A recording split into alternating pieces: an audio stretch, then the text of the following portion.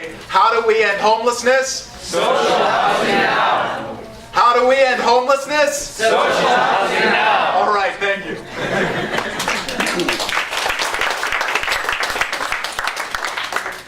Yes, my traditional name is Gwengado Amakgut.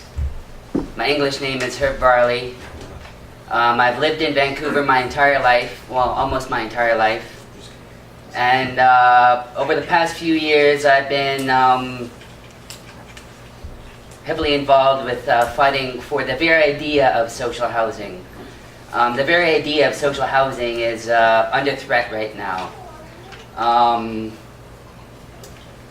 And basically the downtown east side has a history of displacement. The first kind of wave of displacement happened 130 some odd years ago with the Coast Salish people. They were displaced from the area that they've lived in for over 10,000 years to make way for the city.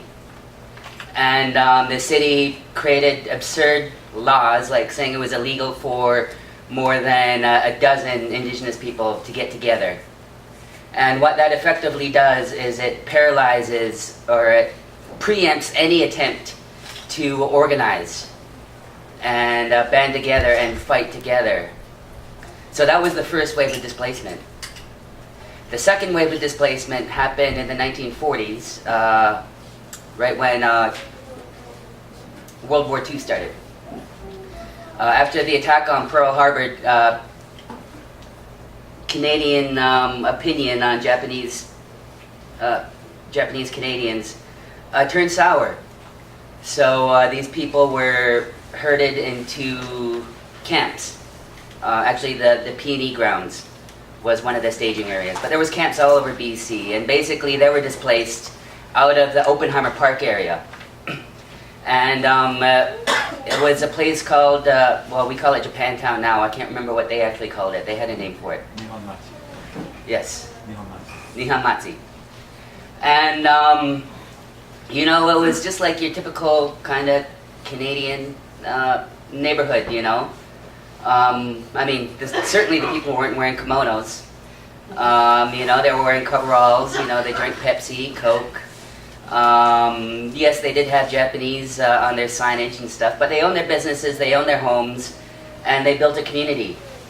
And that community was torn apart. And then you fast forward to, I think, the 60s, mid-60s, there was a place called Hogan's Alley. And it's right where the overpass by the stadium goes. And that used to be a predominantly black community. And City Council at the time, and I think it was 67, but City Council at the time decided they wanted a freeway system similar to LA here in Vancouver. So they decided to, out of all the neighborhoods they could have chose to demolish, they demolished a predominantly black community. And again, they own their houses, they own their businesses, all that kind of stuff. And boom, they were displaced. Oh, I missed one. A little bit before that, the downtown east side kind of used to be unofficial red light district. And, you know, so there was sex workers there was, you know, drug dens and stuff like that. And it would basically used to be where camp workers used to go to blow off a little steam and spend a lot of money. And that went against kind of normal Canadian values, whatever that is. And so these women, they got pushed out of the area and got forced to start working in alleyways, start working in industrial areas, and just made it more dangerous for them to ply their trade. And then now you fast forward to now, there's another wave of displacement, but this wave of displacement is income-based. Low-income people are no longer welcome in the downtown east side, really. Rents are skyrocketing, and this is done under the guise of social mix. And the idea is if you artificially put a bunch of money into a neighborhood, people like me will magically learn how to make money and behave. And I don't know, through some sort of magic, I'll just learn how to make money, and then I'll buy a condo, But, it doesn't really work like that.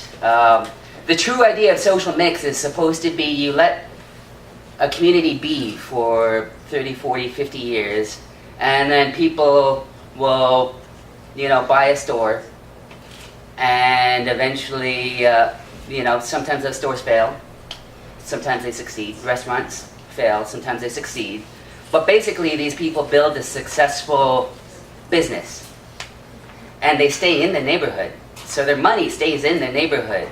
And not only that, but you're like, wow, my neighbors started from nothing, and now they've got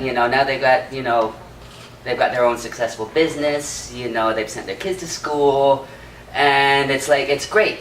It makes you think you can do that as well.